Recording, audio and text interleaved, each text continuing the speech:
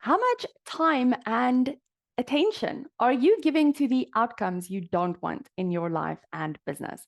There is this scene in Alice in Wonderland, directed by Tim Burton, where Alice is about to slay the Jabberwocky. And as this big monster appears, she says to Hatter, "This is impossible."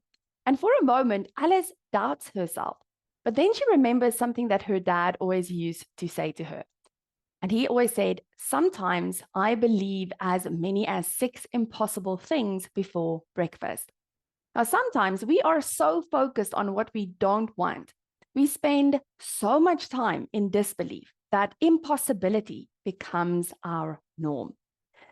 As business owners and entrepreneurs, we create services and products from ideas. We build businesses from our imagination. And when we start a business or we add a new offer or a product line to an existing business, we first need to believe that this will turn out the way that we want it to. If we don't believe it will, if we believe that it isn't possible, then we won't pursue it, right? We won't take the action that we need to take in order to make it happen. So I want you to see that entrepreneurs, business owners, you use belief to build your reality all the time.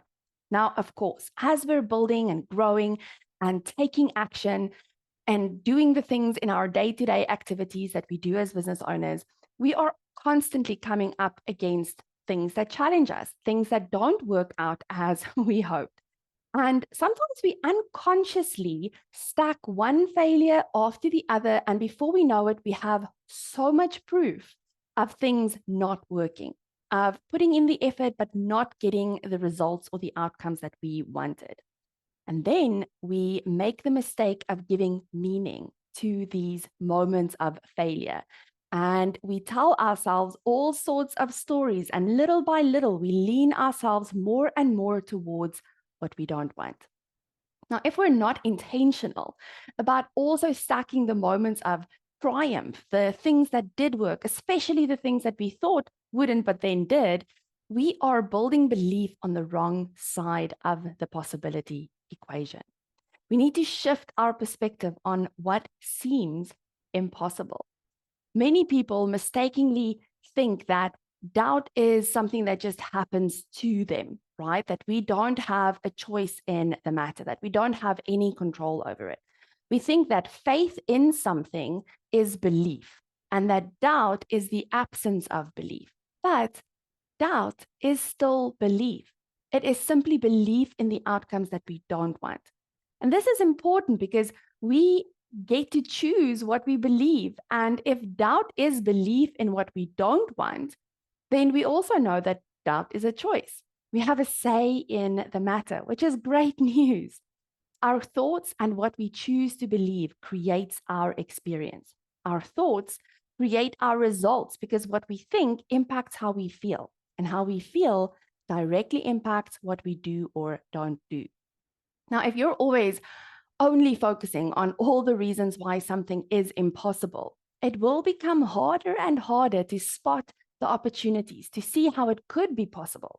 And the more we feed our doubts, the harder and harder it becomes to be resourceful, to be bold, to take risks, to expand what we think is possible, and as a result, expand our vision for our lives and ultimately our lived experience.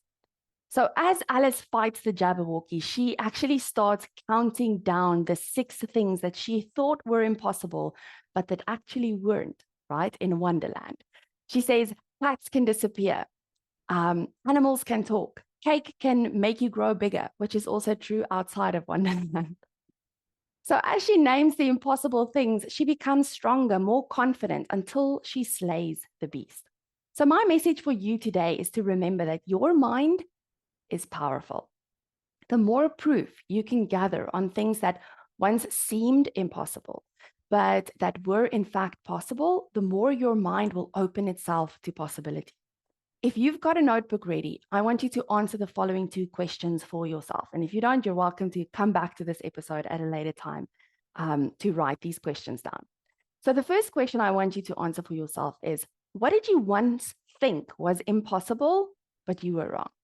And number two, what are you choosing to believe before breakfast? Do those things expand you, or do they keep you small?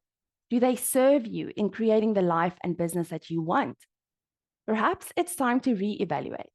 Perhaps it's time to start imagining again, to choose possibility and to look at your big, audacious goals and ask, what if it is possible?